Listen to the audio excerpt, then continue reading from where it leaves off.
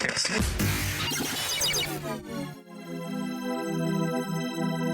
demystify what goes on behind the therapy room door. Join us on this voyage of discovery and co-creative conversations. This is the Therapy Show, Behind Closed Doors podcast, with Bob Cooke and Jacci Jones. Welcome back to the next episode of the Therapy Show Behind Closed Doors with myself, Jacci Jones, and the wonderful Mr. Bob Cooke. I look really high up on me. That's a bit better. I've just adjusted my camera for those listening on the podcast. What we're going to be talking about in this episode, which is episode 197, is 5 therapy books that therapists should have on their bookshelf. Although we'll probably title. Yeah, we'll probably get more than 5 in, but we can do what we can do. And 197, Jacci Jones. We're catching up. We'll soon be at 200. Certainly will. Yeah, we're getting there. 4 years of legacy of work. I know. I can't believe it's been that long. It's flown. Yes, it's true. Life has gone on for 4 years. Absolutely, and so much has changed. We've had blooming COVID and everything in those 4 years. What can I say? Okay, so shall I start? You can start. Yeah. Okay, so I have many books on my bookshelf, so it's a hard task for me. Can I just say, Bob, before we start this, that anybody that wants to know about the books that you have infinite knowledge about, that on your YouTube channel you do loads and loads of book reviews, and I'm not sure how many there are on there, but there's an awful lot. So if people are interested, they can also check out your book reviews on your YouTube channel too. Correct. There's over 100.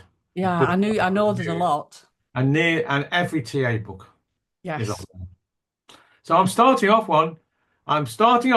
with a book that's not a TA book. Wow. I am a huge advocate of supervision. Yes. So every psychotherapist has to have supervision, or if they're not having supervision, there's something wrong, really. Yeah. So I want to pick this book, and I'm going to put it up for people. Is it the wrong way around? No, that's absolutely right. Supervision in the helping professions. Yeah, by Peter Hawkins and Robin Shoet, Shoet, 2 pioneers in the world of supervision. I did my first supervision training in 1989 with Robin Shoet, and they just finished writing that book. Wow. So I'm an advocate of them, and also of supervision in general. Very passionate about it, and we've talked endlessly on these podcasts, haven't we, about the importance of supervision. Absolutely, yeah. So that's probably why I wanted it as a first book. So if you want to know about supervision models, definition of supervision, tasks of supervision, stakeholders in supervision, passion in supervision, the 7-eyed model of supervision, this is your book. It's a textbook. It's a book you dip in, but it's a marvelous book to learn supervision models and what to do in supervision and what not to do. First edition was 1989, and it's now on God knows what edition. It's the major book on my supervision certificate I teach, and it's a book I know inside out, and really for everybody who supervises or has supervision themselves. I think this is a very, very useful book. So there was lots of things that you said in there. The only thing that I remember knowing something about, that if you test me I'd probably fail, is the 7-eyed model of supervision. That's something that we covered in training, but I can't remember what it was. Okay. I think a lot of supervisors, and this is not to discount what I've got, present supervisors, often have learned how to do supervision by what I would call the apprentice model of supervision. In other words, they had supervision themselves and they cascade it down through this apprentice style of learning. Yeah. I think it's important actually to have a supervision training, even if it's only a certificate. I know mine is 5 days, so I don't want to blow mine particularly, but I do teach this 7-eyed model, which you're talking about. In its beginnings, it was called the 6-eyed model, and they developed a 7th eye, if you like, or a 7th layer to this as they went along. It's also called the process model of supervision. It's looking at the process between two particular relationships. That's the supervisor and supervisee, and the supervisee and the therapist, and how they merge together. And it's also a very good model to for supervisees and supervisors to know where they are when they do supervision, like a Yeah. grid, for example. Yeah. And I teach that, and a lot of people come to the course not only to learn it, but to cascade it back to their organization. But I think we need to have a book on supervision in our books, in a bookshelf, because it's such an important aspect of the profession of psychotherapy.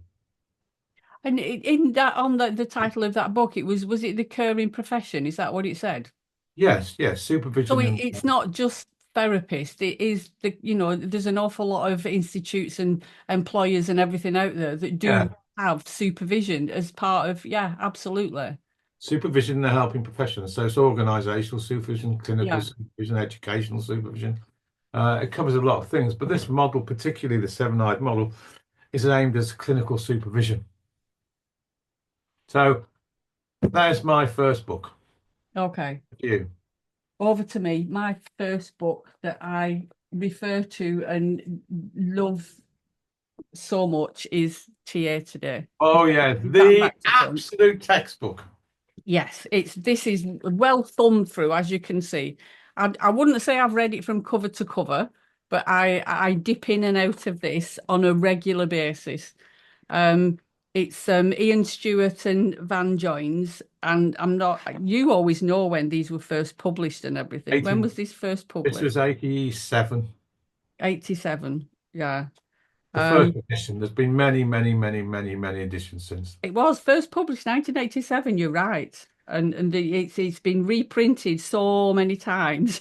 But yeah, it goes right back to the beginning. What is TA, the key ideas of TA, the philosophy, the basic stuff. It's the basics of what transactional analysis is. And like I said, I just dip into this constantly, backwards and forwards all the time. So it's a fantastic book, and it has become the textbook for TA. Before that book, there was a book by Williams and Brown. This book here. I think I've actually taken the cover off the bloody thing, but that's it. It was called the Total. There we are in front of you. The Total Handbook of Transactional Analysis, and it was in 17. Hang on, Bob. That's going back a bit. 1979 it came out, and it was the textbook really of TA. But this book took over TA Today in 1987, and it's a textbook, as you say, and all the things you say about it. And Ian Stewart was my trainer for a while. He's died, I think, 5 months ago. Passed away at the age of, I think, 84. Wow. A friend of mine, and it's also a professional colleague. And it's a book I have, like you have, which I often dip in. And I wouldn't think there's a transactional analyst around that hasn't got that book on their bookshelf. Yeah. I would be astounded. It would be astounded if they hadn't. I think one of the things that I love about transactional analysis, which anybody that listens to this podcast will know, is diagrams. And this has lots of diagrams in it. And I love a diagram. It explains things. I understand it. I use this for educational purposes. I've even had clients go out and purchase this just because they've seen me refer to it so many times, and they're interested in the transactional analysis and everything that it contains. And it's an easy book, this one. It's not too academic, I don't think. No, it's very accessible. Yeah, absolutely. So that's my number one go-to. Okay, number 2. Are you having your next one? Yeah. Yeah. This is not from TA. This is probably one of my favorite psychotherapy writers of all time. A very accessible book. It's by probably the most foremost existential writer in the world of psychotherapy in the last century. He's written, I think, about 14 books. He's aged 93 and he lives in America and he still has a couple of clients and he rides to work on his bicycle. Oh, bless And, him. he, and, I'm he- loving him already, Bob. and he's very, very accessible writing. And the first book he came out with, I think 30 or 40 years ago, was a book called Love's Executioner, which is a book about his work of about 7 clients. He had many more clients, but he explains his thinking and how he worked with these clients in a very accessible way. And the book went to a bestseller, and his name is Irvin Yalom, Oh, yes, I've heard of.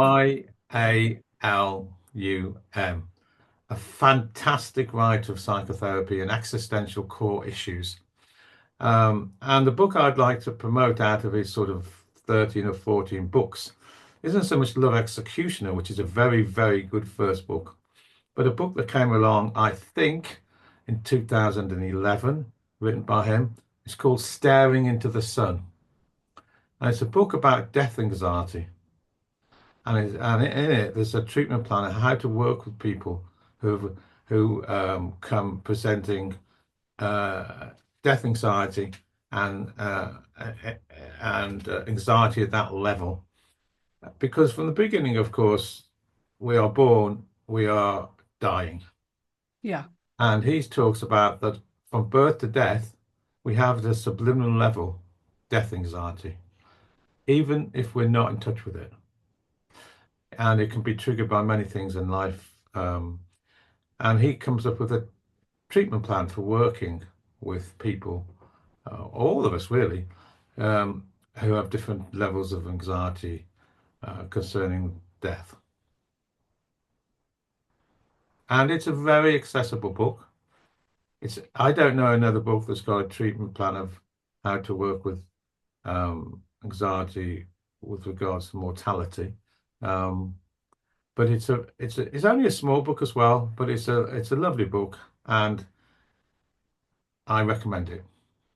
And that's Staring into the Sun by Irvin Yalom. Irvin Yalom. I think it was 2010, but don't quote me on that. Okay. I'm going to And go and look for that one because it sounds interesting. it's really interesting. I mean, of course, from the moment we come into this world, whether we come in a violent way or whether we come in a sort of less easier way, we are, from the moment we come into the world, or perhaps even at the moment of conception, of course, we are dying. We die. Yeah. We are moving towards death. Now, people in human evolution, we don't really, I think, reflect on that obvious aspect of what I'm talking about here. We spend most of the time thinking about life and challenges and how to get through life. However, some of the anxieties I think people present are often at an existential level or core level of aging, death, mortality, etc. Mm. And how do we deal with that anxiety and apprehension? And I think, I might be generalizing it, but it is a topic that we don't generally talk about as well. No. Yeah. People, I would say I do nearly 100% of the mental health assessments at work for the low-cost clinic and for normal psychotherapy, that's qualified psychotherapists. And I would say a huge number of people come with anxiety. Mm. I don't talk about in terms of I'm talking about it. They talk Yeah. about anxiety in many other ways. However, as you start to work through the layers of social anxiety or anxiety to do with many other things, often this is at the bottom of it. Yeah. Even if people aren't aware of it. Yeah. Because like you said, from the moment we're born, we're all heading in that one direction. So it would make sense that, it affects all of us at some point in time. Absolutely. So there's another book where you should get if you're interested in that subject matter. Okie dokie. So my next one, if I can get it off my pile of books here, without dropping everything, which again, like yours, is not a transactional analysis one, is Cycles of Power So she is a transactional analyst. She is a transactional analysis by Pam Levin, The User's Guide to the Seven Seasons of Life. And I love this book. Yeah. What do you love about it? I think the fact that having been a foster carer and working with children, and I was a qualified nursery nurse and everything, again, it just made perfect sense to me. The different stages of development that we all go through, and the fact that we recycle it at different times in our life. So it just makes sense. Like the first one is the developmental cycle is being, which is the first stage, like 0 to 6 months, where we're totally dependent on our parents or our main caregiver or whatever. But in an adult life situation, the first day at work, we revert back to being in that being stage where it's a new place of employment. We don't know the systems or the routines or what's happening. So we recycle these over and over again. And I just found that fascinating. Yeah, it is interesting. It's a developmental model, so it's like Yeah. the psychotherapists that think developmentally and the developmental stages that we all go through. Yeah, absolutely. And it is, again, I would imagine it was written, when was this, in the 70s or Oh, a long whatever? time ago. Not the Yeah. 70s. No, Pam Levin is. No, not the 70s. That would be. 1988. Yes, that's right. Yeah. Same time as TA Today, yeah. Um, Levin, yeah. but yeah, it's something that I refer to with clients an awful lot. So yeah, that's one of my go-to ones, Cycles of Power by Pam Levin. That book. Another book, and this is from a very well-known psychotherapist who, first of all, early in his life, I think, studied chiropractic. He was very, very, at the age of about 20, I think he was interested in chiropractitioner. And then he went to university, or around that time, don't quote me because this is 50 years ago. He studied the psychology of child development and went on to do his PhD in the area of child development. And around the age of about, I think, 23, 24, he got interested in transactional analysis. And he went on to be a teaching supervising transactional analyst, a well-known one. And he also trained with Gestalt for a while. And he actually did about 6 months with Fritz Perls in 1960s. He missed Eric Byrne, he tells me, by about a whisker. He was set off, I think, to go and listen to a talk by Eric Byrne, but something happened, he missed it. So he's 83 now, and he is very famous for the founding of the Integrative Association in Psychotherapy, IIPA, International Integrative Association of Psychotherapy, and his name's Richard Erskine. And somebody I know well. I did a whole training with him when I was about 60 myself in integrative psychotherapy, and he's written about a plinth of books. One of his most famous books actually is called Beyond Empathy, which is on my list, but I don't think we'll get to it. The one I've picked though is this one. A Healing Relationship. I've got that book somewhere, but I couldn't, yeah, I can't find it. But yeah, I think that's one that you recommended to me and I got it, yeah. I think it's something like 2016.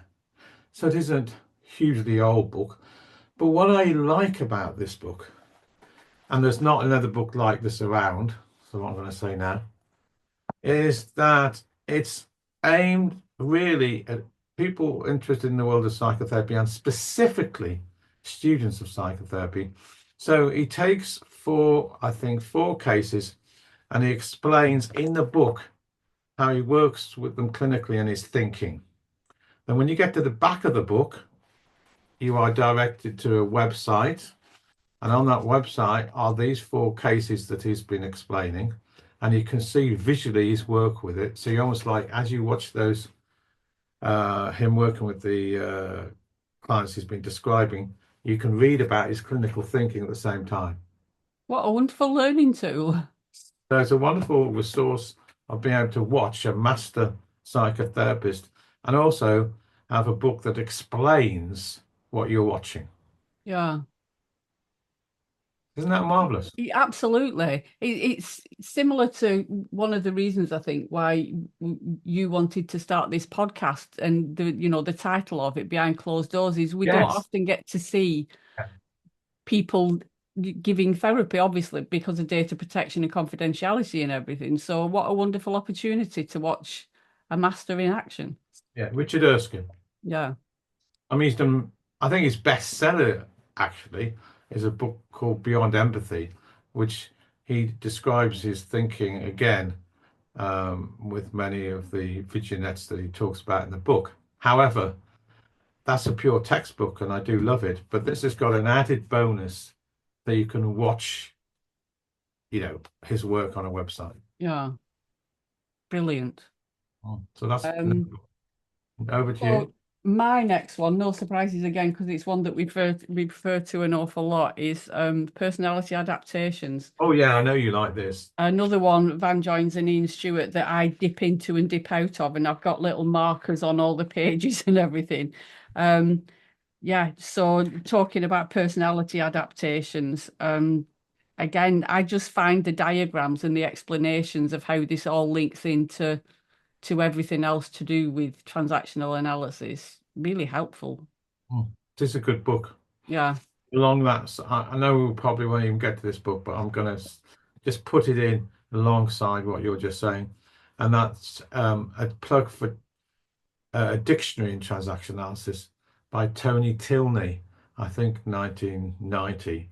And it goes through all the different words and lexicons and the psychotherapy ideas through a dictionary, Yeah. which will go with that book you're talking about.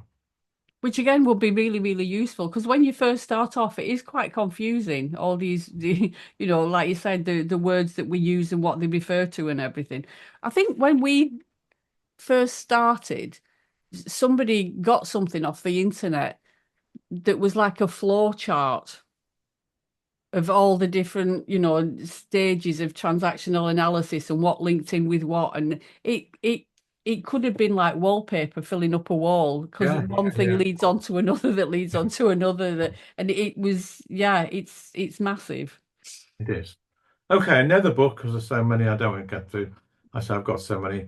I've picked a book from another 25. Well, I don't even know if she's alive, but she was with me in the same training institute, and it's called The Overweight Patient.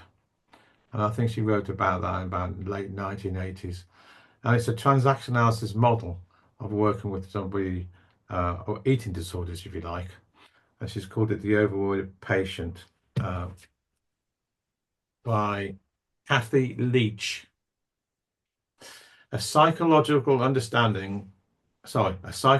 approach to understanding and working with the world of obesity. Wow. From a transaction analysis model. And I know it's quite specific. Yeah. And I picked it on purpose because there aren't many books around that I know of a specific model, especially from TA, of how to work with obesity. Which is quite a common problem now. And I think increasingly,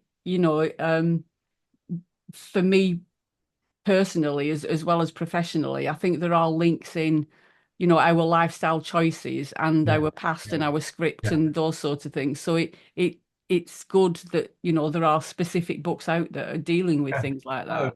It goes through the idea of parent, adult, child, and talks about the parent-child battle between controlling parent and adapted child as the major source for a lot of eating issues. So if resolution in that battle, then that's halfway there. Absolutely. And again, having an awareness of what it's all about, I think is really good. So my last one is a toss-up, really. One, but maybe because it cost so much money when I invested in it. The DSM-5 Oh, that's is a massive every psychotherapy student has to have that book. and I have dipped in and dipped out of it. The Diagnostic and Statistical Manual of Mental Disorders, and it's the 5th edition. Is this the latest edition still, Bob? Or Yes. yeah. No, it's the latest. Which basically is anything and everything as far as mental disorders are concerned, and the criteria, if you want to call it that people have to meet. But I think having access to it It's is important. useful. Yeah, absolutely. Yeah. I think that it's prerequisite for anybody training in the world of psychotherapy and for psychotherapists. You know, things that were in the DSM books previously were quite shocking. Do you know what I mean? I think. No, I think is a must-have. Yeah. So that is on my bookshelf, even though it's gathered dust and it does rarely come down, but it's there. I think it's very important. And another one, maybe we went out of time on this podcast. I mean, I honestly could talk for a very, very long time. And if you go to my YouTube, put Bob Cooke in, there's at least 100 reviews of TA books and others, where I talk for half an hour on each book. Yeah. But this book here, you know, and I know, and I expect it's in your book list. And when I went into psychotherapy training in 1984 at Metanoia Psychotherapy Training Institute, led by Patricia Clarkson and Sue Fish, this was on their bookshelf and it was on their reading list. Came out in 1974. It's by the prodigal son of Eric Byrne, who died about 2 or 3 years ago. And it's one of the most accessible books I know on this concept, and it's called Scripts People Live. Yeah. We got a matching pair, Bob. We'll both hold them up. Yes. By Claude Steiner. Yeah.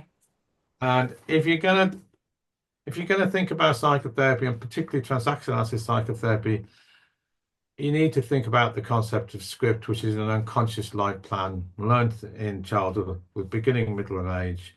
And we've talked about script and the concept of script endlessly on these podcasts, but it's such an important idea that people unconsciously follow a particular set of decisions about life, others, and the world, and then enact them out in the therapy room and in life. And that's called script, because Byrne picked that, the concept script from the idea of acting, really. You have scripts and you have predetermined scripts to follow. And in a play, of course, somebody else has a predetermined script you follow. So that's where he got the idea from. And the idea that we choose our own script early on in life, unconsciously or out of our awareness, and we religiously follow it. And it becomes a basis of our identity. And of course, they often become outdated, and they need examining and looking at, and how we can find a healthy script rather than perhaps sometimes might not be so healthy today. And this book is very, very accessible to read. That's what I like particularly. Yeah. Many books after that, by the way, Richard has done a few on script. I could mention quite a few people, but this is the most accessible. I know it's a long time ago, but it's the most accessible about such a valuable concept to think about if you're going to be in the world of psychotherapy, let alone the world of transactional analysis psychotherapy. Absolutely. I agree. It is really accessible. Yeah. It's one that I've read and reread and reread, because everybody has a script. Yes. We all unconsciously, perhaps we make decisions very early in our life in response to what's going on around us about ourselves, other people in the world. That becomes our identity, sense of predictability, continuity, and stability. And we find people around ourselves with similar scripts, and then we enact them out in therapy and in the world. And that might be positive and healthy. If you've got a healthy script, then I won't see those types of people. But it's the people who've got harmatic scripts or mindless scripts or banal scripts, which are not so healthy, that I may see, and help them change those scripts and their ideas on life, world, and other people. Well, thank you for that, Bob. So there's I think we've done how many have we done? 6 or 7 book titles there. No, I could go on, but I'm very aware of the time of a podcast. Yeah. But I do appreciate you giving me the time, and also to hear, talk about these books, but also to hear your books that you have on your bookshelf. So, yeah, better stop there because I could go on forever. So what we'll be talking about in the next episode is creating a therapeutic toolbox for effective therapy, which I think kind of leads on from the books we have on our bookshelf to a toolbox and what that is. Yeah, and I'm writing a book. Well, I've got the title and I've read the first chapter. It's called A Psychotherapy Cookbook. And my name's Bob Cooke, so it's on the sense of that. But and that's a bit about what you're talking about. I look forward to that podcast. Yeah. So we're doing that next time, Bob. So until then, speak to you soon. Yeah, bye-bye. Bye. You've been listening to The Therapy Show, Behind Closed Doors podcast. We hope you enjoyed the show. Don't forget to subscribe and leave us a review. We'll be back next week with another episode.